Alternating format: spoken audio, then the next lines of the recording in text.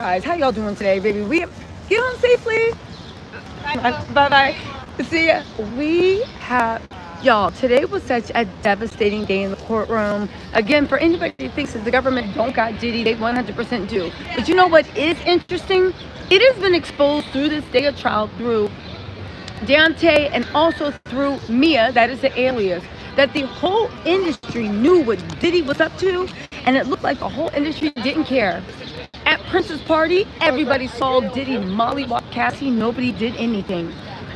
Mia, the assistant, was horribly assaulted by Diddy in fear of her life. Who was around her? His security and Swiss Beats. What is going on? Is this why the industry is so silent with Diddy? Because everybody saw what Diddy was up to and nobody wanted to do a thing to stop it. Y'all, this is actually wild. Let's get into this, right? But first, my lips are chapped. Hold on, guys. I can't find my bliss text, so y'all go. Let's get into this. I was live in court. Again, it was heavy energy in court. It was weird energy in court. It felt dirty. It felt unseemly. But you know what? That's the way you feel when Diddy is around. It feels dirty. It feels unseemly. It feels weird. Y'all, Mia let out. See ya? Mia let out so much information, but I'm beginning to see the whole industry knew what Diddy was up to. The whole industry didn't care. Everybody just let this man do what he wanted. Y'all, let's get into this. On top of this, Mia has 100% proven the government's thing of RICO, coercion, violence, because you need violence, you need coercion, you need control, and Diddy can kiss his companies goodbye because half the stuff he was doing, he was putting the apartments, the cars, the employees that would chase Mia down, chase Cassie down. It was all on Combs Global. Do you realize how devastating this is? Again, just like Al Capone, all he had to do was pay his taxes and he'd probably still be spilling blood all over Chicago streets. All Diddy had to do was, you know, the funny thing is, I was talking, let me just tell you this before I get into Mia's devastating testimony and Swiss Beats sitting and watching a woman being assaulted with a laptop. Diddy also told this girl, yo, you better go to IHOP right now and get everybody food, right? And she was like, okay, I just need to go into my room and change she was on her, I don't even know if I can say it, YouTube will probably demonetize me, but she was on that type of a mom. She said, I just had to, change my tampon. Diddy was eating a bowl of spaghetti. And around that time, Diddy was heavier and he ain't need spaghetti. Diddy was drinking a bowl of spaghetti and he literally grabbed him, right? He literally took the bowl of spaghetti. First of all, he berated her. He screamed at her. He humiliated her, called her stupid, dumb, all this stuff. They said blood started dripping down her leg. How embarrassing. You're literally at work. You're sitting on another errand. You have all this responsibility. You are being SA'd at the whim. Blood starts pouring down your leg because he won't even let you go to the bathroom to change it.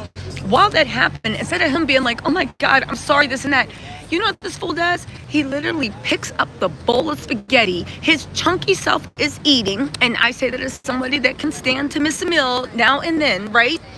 And threw that bowl of spaghetti on her. So now she got spaghetti dripping down the walls.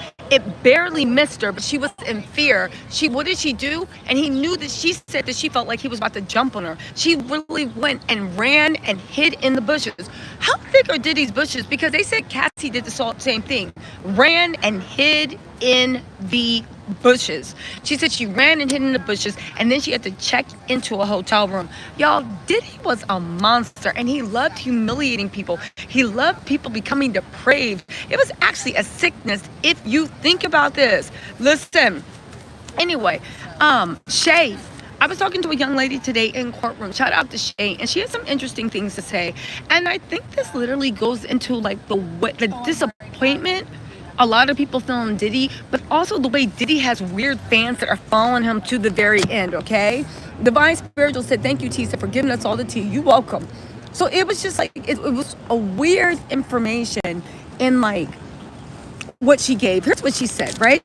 She said she remembers that Diddy was giving an interview on something, I think it was Revolt TV, and he was talking about his childhood, right?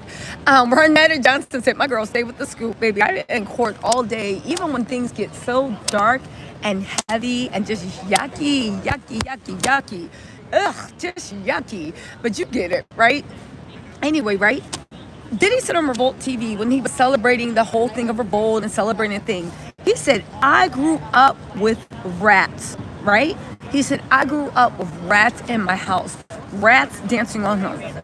He said, when he said that, he said, I grew up with rats and I am never going back to that place again. I will never put myself in a position where I don't have control and I'm back to living with rats. And she said, it's so ironic that the thing he wanted to avoid the most, I never want to go back to a place where I'm sharing space with rats, to living in that type of situation where I didn't have any control, where I lost control. I never want to go back.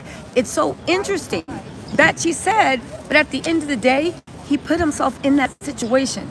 The one thing he wanted to avoid, the one thing he didn't want to, being around rats, being out of control, being in dire circumstances, that's exactly where he is now at the MDC, literally probably torturing the rats and roaches. And again, I was talking to her, I was like, Shay, you're right, this is a self-fulfilling prophecy. And she said, no, Tisa, I think it goes different than that. Diddy had a trajectory. It wasn't just the money. Yes, his trajectory was taking him the money, but he had a trajectory. There wasn't just the money. There was something, right? She said she felt like he was blessed. He was ordained. He had a trajectory to fulfill something, to help bring light into people's lives, to take that energy and spread it around and help uplift people. And instead he wasted it. He wasted it. Oh, Cassandra Bogan, thank you so much for the for the Cash App. He wasted it. He wasted that energy, that magic. He wasted it on freak offs. He wasted it on beating people. He wasted it on using that power that you can say he was blessed with, that he found, that he got, whatever you believe in. He was that something special that made him, that drew everybody, that allowed him to build that empire. He decided to use that money for the empire, and he used it to hurt others, to cower over others, to use people like ragdolls. He used that, whatever you want to say he had, to make everybody feel as tiny, small, insignificant, and worthless as he felt growing up with rats around him, that he felt growing up with rats and roaches around him, and he felt growing up feeling small and insignificant. Shay said he must feel furious and angry, right? Okay, that wasn't Shay, that was me. Let me stop putting Shay's name in the stuff. But I took notes. I was like, he must feel furious and angry that the one thing he wanted to avoid, he did a self-fulfilling prophecy. And now toward the end of his life, he's in the situation that he ran so far from. Why? Because instead of spreading light and moving past his trauma, he decided that he was going to make everybody feel as worthless as he felt back then. And I literally was like, Diddy must feel so furious, so angry. But again, this is how you tell. You know, it's kind of like they say that there's forgiveness for everything. I don't believe that. But there is forgiveness if you, but the first part of forgiveness is truly understanding what you did wrong. And when you look at Diddy, he's furious and angry, and you can see that in the court. But he still hasn't blamed himself. He still hasn't turned a mirror on himself. He still hasn't said, right? He hasn't put a mirror on himself. And he still hasn't, hold on, y'all. He still hasn't said, right?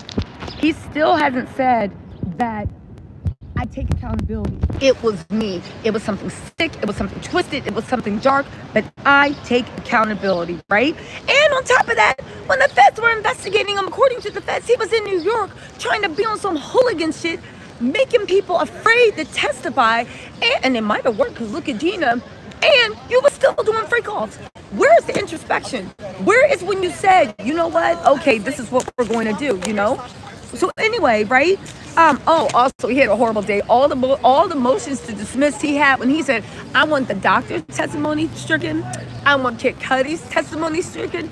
I want Cassie's testimony stricken. Matter of fact, you know who else testified? He said, I want Deontay's testimony stricken. And we were like, but Deontay didn't even finish testifying. And the judge looked at it and said, no, no, no, no, no. Anyway, counselors, y'all can move on. Shame to blame, 1971 said, what's up? How you doing? Thank you so much for a super chat. Diddy's team also tried to get this scrapbook passed around. There was a scrapbook that somebody had made of like all this mess about like Mia had made him 3 scrapbooks about everything he thought was amazing and everything. They wanted to pass that around. The judge was like, no, but you can leaf through it.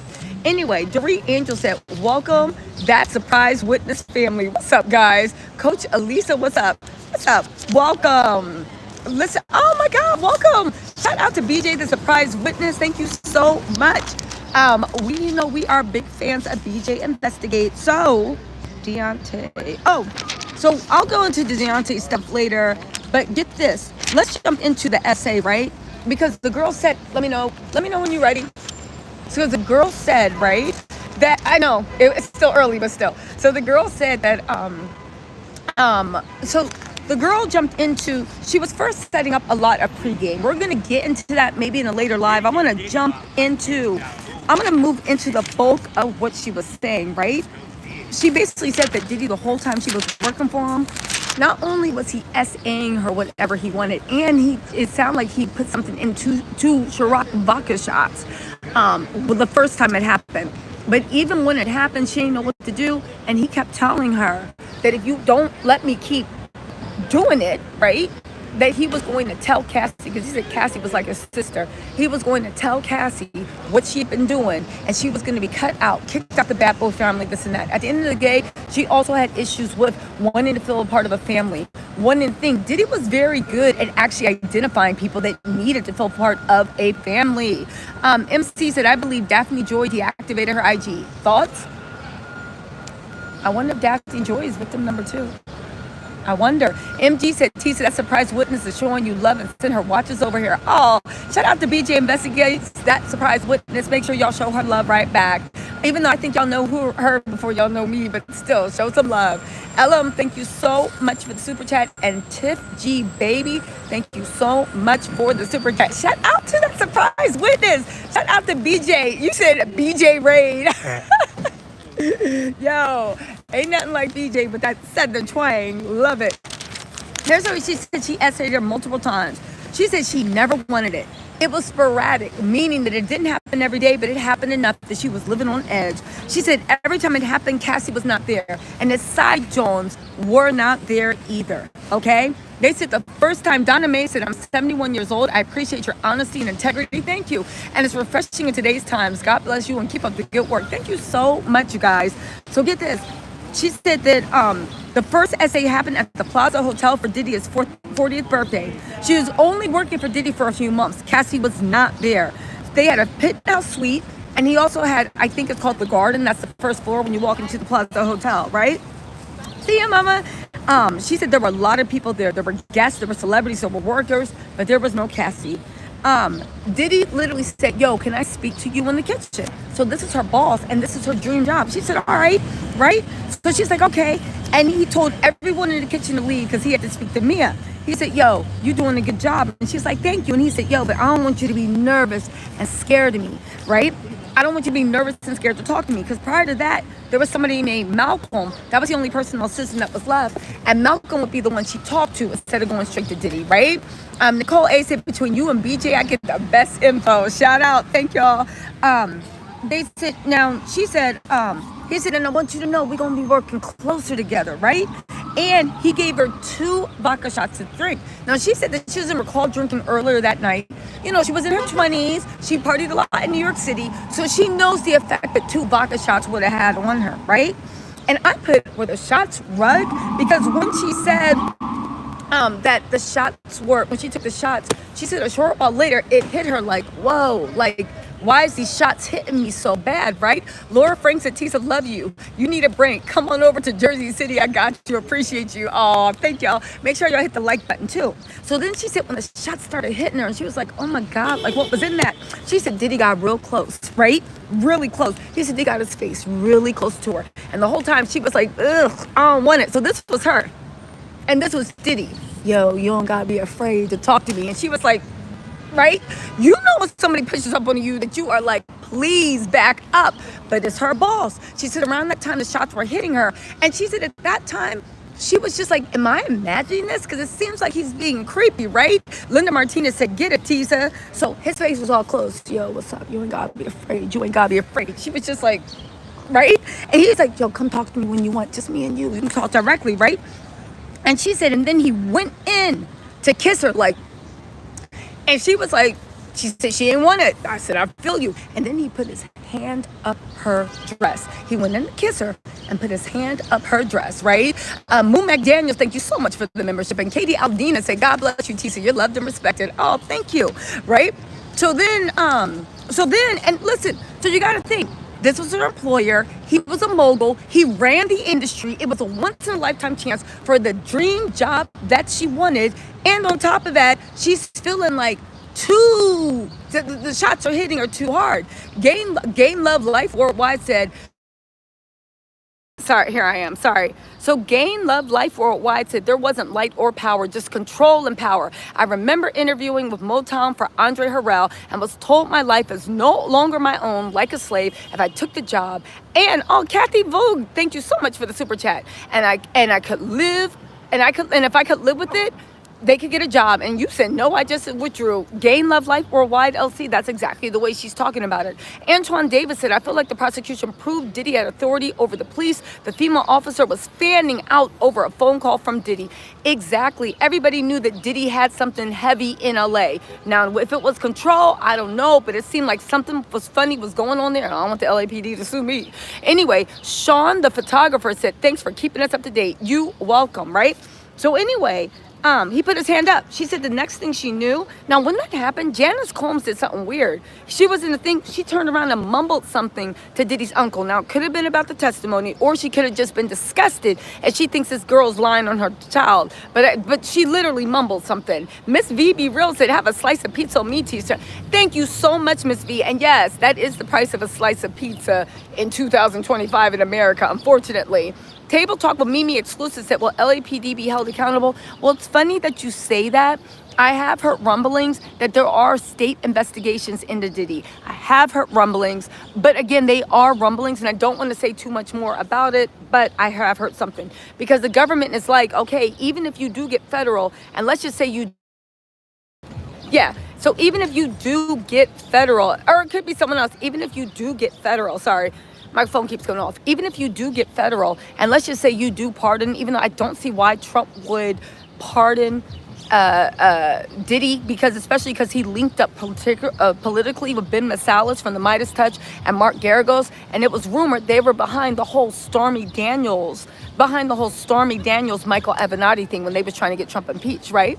So should we go? Okay, so hold on, I'm gonna have to walk and talk, right? So I don't think that Diddy is actually getting pardoned, but if Diddy is getting pardoned, you can't get pardoned from state crimes. I don't think Trump will. I don't see why he would. You know, like Trump, he keep a grudge, just like I heard Diddy keeps a grudge too. You know, I hope he go to jail. Y'all want me dipping and diving, reporting live from the back of a fern bush, right? Anyway, Pam Bassett said, Tisa, I love your reactive addition. Diddy pushing up on Mia, right? So Mia said when it happened, she froze. She really didn't know what to do, right? And then she couldn't process it, right? Cash App, Kathy Vogue, thank you so much. She said Trump is not pardoning Diddy. I agree with you, but hey, what's up, mama? How are you doing? Look what we got. We got to do lunch. I'm literally texting, we got to do lunch, okay? All right, so anyway, all right, so my Aloha 82 said, appreciate it. Thanks and hi from Germany. Hello. Brenda La Cruz said, Diddy does not seem concerned because he's counting on Trump. 1 second. Because he's counting on Trump to pardon him. Hold on really quick, y'all. That was so somebody said Diddy's not seem concerned because he is counting on Trump to pardon him. It is sick. Oh, no. I very much disagree. Hey. Yeah, what's up? Hold on, guys. We're in the thing. Hey, what's up? Girl, I wish your IG so I can follow What's that? What's your IG so I can follow you? Oh, Tisa Tells. TISATELLS. Okay. So anyway, now y'all talking about Diddy didn't seem concerned. Diddy was upset. He was bothered. He was hot. And it was a hot A mess. Can I tell you? Diddy is 100% concerned. Don't let these people talk about he was cool and collected. He was not. He was concerned. He was upset. And baby, we love to see it. All right? How are you? Hey, how are you? So, okay. So, sorry, on live. So, Diddy was really, really concerned. Hold on, y'all. Y'all know what the deal is. Okay, so anyway, okay, so let's get into this, okay? So anyway, De La Cruz, blah, blah, blah, blah, blah, blah, blah. So Ali, Ali Alexandra said, hey, y'all stop and hit the like button. Double tap for like. Also, Wanda Perez said, what was the jury's mood when Mia cried in the stand after speaking about SA? The jury's mood, it was a really disgusting, gross day. Like, it was just a disgusting, gross day. I literally was talking to a few people and I was like, I feel like I need to go home, take a shower, maybe an Epsom salt bath, and put a bathrobe on. Like, it was really, really gross. You know what I'm saying? And I don't know how to describe it, but it was just gross. Everything was gross. Everything. Do you mind turning that down? So it was just really, really gross. So Nevitz Nomek said state crimes, yes, on the merits, but they could be planning to exhaust his money. Good for his ass. Yeah, but that's the thing with Diddy. I feel like Diddy will find a new way to make money. I really do feel like Diddy will find a way to make money. Sonia M said, don't forget that Tang. Trump can be bought.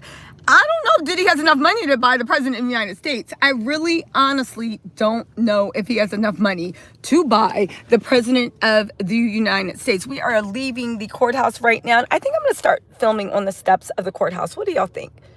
I think so. I think I'm going to start filming on the steps of the courthouse, but I don't know. Or do y'all like the little side thing? Put a 1 in the comments if you like exactly in front, or put a 2 in the comments if you would like to see. You don't care where I film as long as I'm in court and I film somewhere around. Ricardo Lewison said, Tisa, you're New York only sources in this case. Do you think Lori Ann or Farnsworth will testify? They've been silent in the media. I 100% believe that. You know what? I'm going to talk about that in a different live because my New York sources are telling me 2 different things. I do believe that Lorianne will testify in a limited capacity to go against Capricorn Clark's testimony. And Farnsworth, I don't know. I know he tweeted a while back. He said, when I get nervous, what did he say? When I get nervous, I stop talking. I said, that sounds like a payoff to me. Anyway, let's get back into Mia's essay. When we last stopped, like last checked on our beleaguered heroin mouth breather was pushing up on her. Okay, so wait, where's my thing? Where's my thing? Hold on, y'all. Here we go. Okay, I got my stuff. Again, people saying Diddy's going to buy off Trump. I do not believe Diddy has enough money to buy off Trump. He is now the president of the United States. Whether you guys don't care where I go. Okay, it's a lot of 2s. Dell said, guilty or free, Diddy will be in prison forever. Also, Alicia Stevenson said, Tisa, you're doing an awesome job. Coffee on me. Thank y'all so much. Also, the legendary Kind, thank you for gifting a membership. Okay. So anyway, when we last left Mia, Diddy was like, yo, you ain't got it. Don't worry. I got you. Mia was like trying to like climb over the kitchen counter. He put his hand up. She said the next, Jasmine Fine, thank you so much for doing the Tattletales family. So anyway, Mia said she froze, she couldn't process. Next thing she remembers, she was sitting on a chair, sleeping on a chair. She woke up, the sun was coming up. She did say she was fully clothed. And she said, they were like, what did you think? She's like, he's my boss. He's the most powerful man in the record label. And she said, he wasn't as old enough to be my father, but I really looked at him as a father, adult authority figure. Again, everybody that Diddy had working for him, he literally had them like on some like they all had a primal need for a strong, domineering father type role. And he would play that, but then he would punish you mercilessly too. So when you wrap that need, that primal need for like a parental, and then you wrap that into someone that's abusive, but then also someone that can really make all your dreams come true. And let's not forget, Diddy always got with talented people. Getting it together with Drea said, do you think that Diddy could be trying maybe to get a pardon, maybe through Kim Kardashian, since she's turning Republican? Kim is Republican. And if you're Republican, don't start no mess. I don't want to hear any political arguments. But I will say, absolutely, I think that he is pulling every string he can with Kim and Chris to get on Trump's radar. But I don't think Kim has that much pull with Trump. But I do think she has a lot of proof with Ivanka. And Ivanka got a lot of pull with her dad, but I still don't see why or how Trump would do that. You know what I'm saying? Anyway, right? Okay. So then she said she hoped it would never happen again, but there was a second time. She was supposed to go up to Diddy's apartment and drop bags. She was with Uncle Paulie. And when she was going to drop the bags, he said something really weird to her along the lines of like, yo, be careful. I've seen this before. And she was like, seen what before? And she said when she went to go drop the bags, Diddy was in the foyer, right? And she came to drop the bags, right? And he literally said, yo, can you pull some stuff up for me on the computer? Trisha H said, XOXO, we love the cover you give. Also, we need the deep dives, but I know you're exhausted. I am going to start doing deep dives. Listen, don't worry. We gonna get this together, right? He literally said, go pull up some stuff on the computer for me. And she said the living room was small and it was a U-shaped couch. So she sat on the couch because the laptop was on the end and she started pulling the information up. And then Diddy leaned real close to her, right? She said she was sitting there like typing like, right? And then Diddy leaned in really close. And in my head, I'm like, yeah, Diddy is a predator because you know, like guys that are used to taking liberties, they study it. It's like they break down your personal space little by little. So she said that Diddy leaned real close to her. It made her feel super uncomfortable. And all her alarm bells were going off. And she thought about what Uncle Paulie had told her, right? So then all of a sudden, she ran to the bathroom, right? Because she didn't know what to do. So she ran to the bathroom. And when she came back out, Diddy was like, okay, I'll see you tomorrow. And they're like, what did you feel? And she said, yo, I felt like I was like imagining things. Like I literally was like, man, I'm just I'm being stupid. Uncle Paulie was telling a joke. I was imagining things. Why would Diddy be trying to do this, right? So then, right, she said that the next thing she knows, she had to sleep over at the house, right? This isn't a separate occasion. And this is the second time, right? But the other one was a precursor to the second time. And she had to sleep in the upstairs room. The upstairs room had bunk beds in it. He was literally operating like making of the band. She said that she didn't lock the door. They said, why? They said, because Diddy said, this is my house, and you're not allowed to lock the doors in my house. Interestingly enough, Dawn testified the same thing, too, that she had to push furniture up against the door when she was with Diddy and Dirty Money because Diddy demanded that you can't have, Diddy literally demanded that you can't have, you can't lock doors in his house, right? So she said she woke up with the weight of Diddy on top of her. And he was telling her, shh, be quiet, and using one hand to keep her quiet, right? And his other hand, he took his, and he put it. She said she just froze. She was, this was,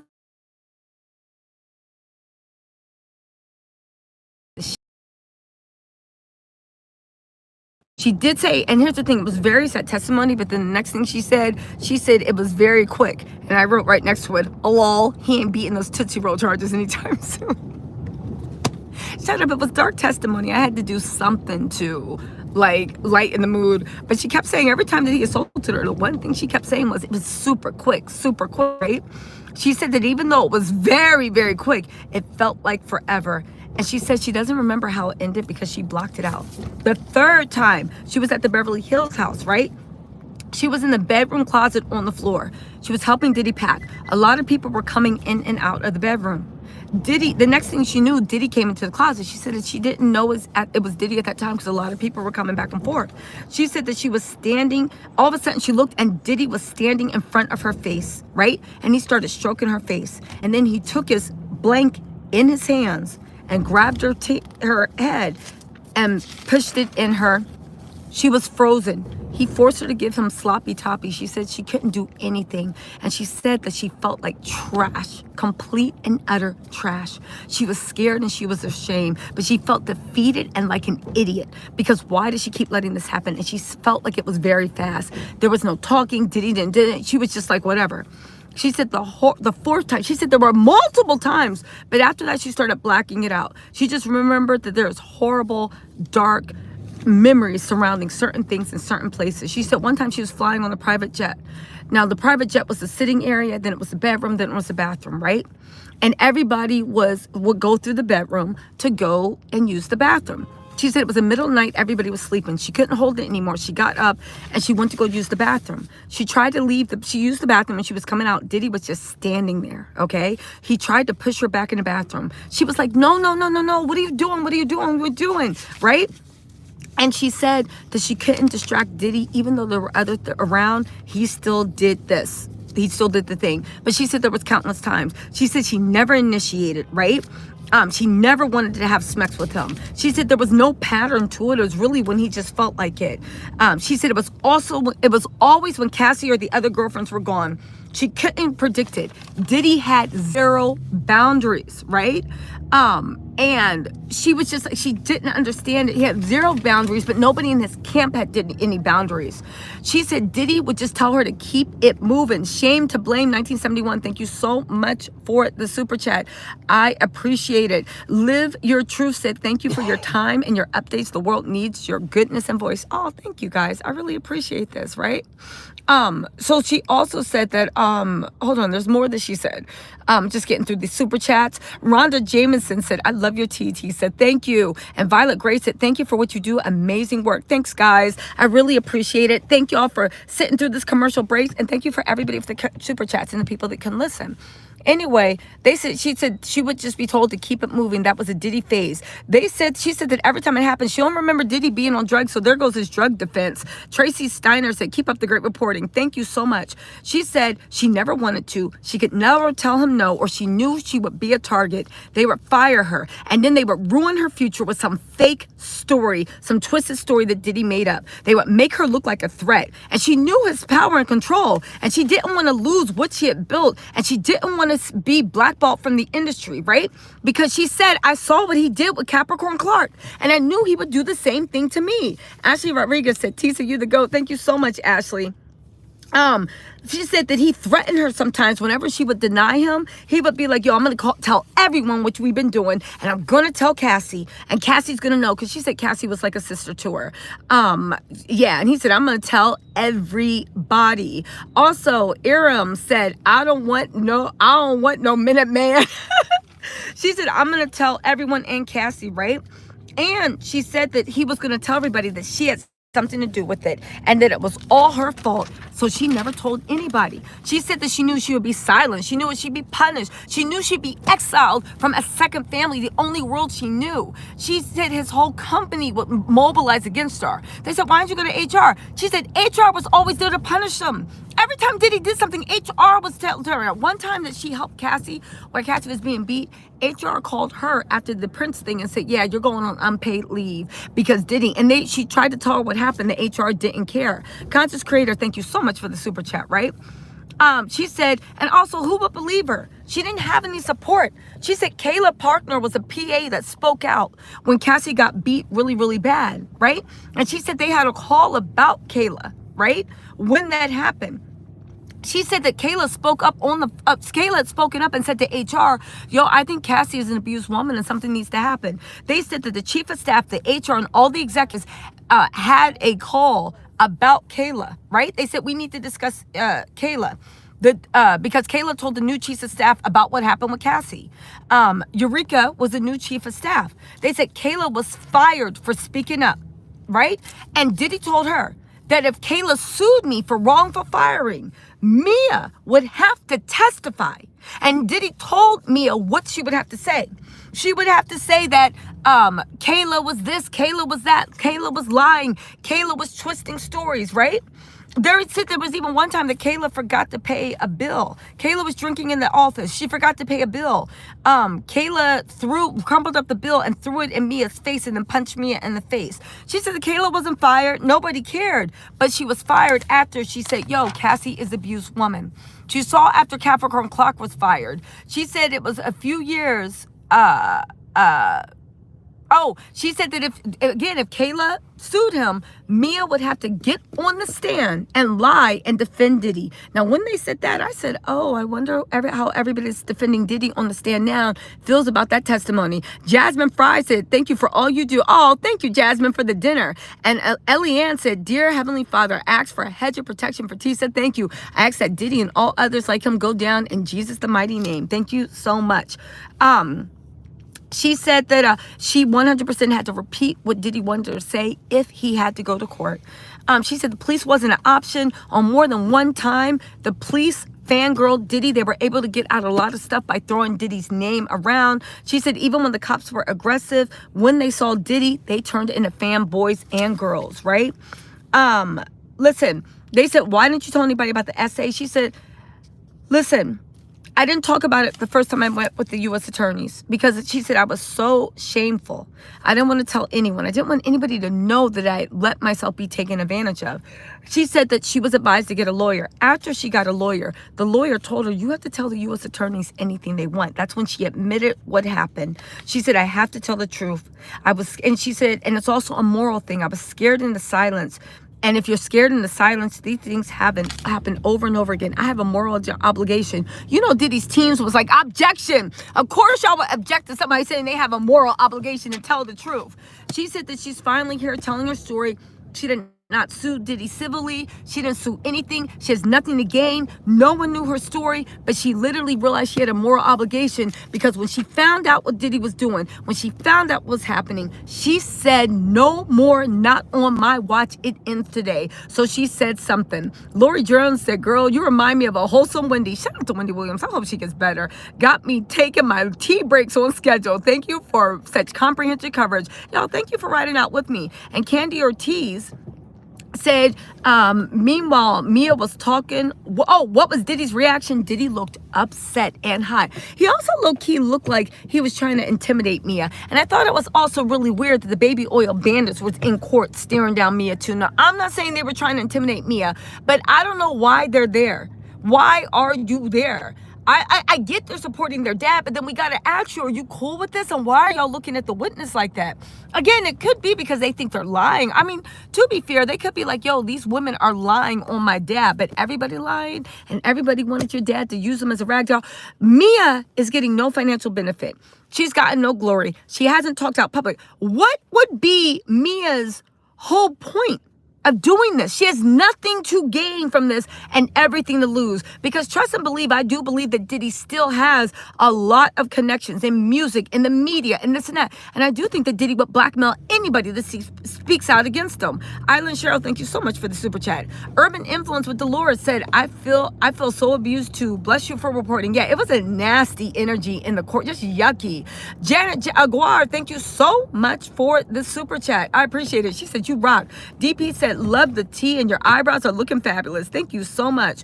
Also, Cheryl D said, you're a real and an honest reporter. Don't let the haters bother you. Stand on truth.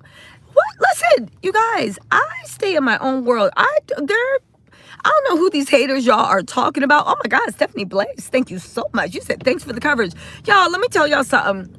I don't know who these haters are that y'all talking about, but I really don't pay anybody any mind except for y'all and what's going on in Diddy trial. So thank you for the encouragement, but I am telling y'all, I don't pay anyone or anything any mind. So, I mean, okay.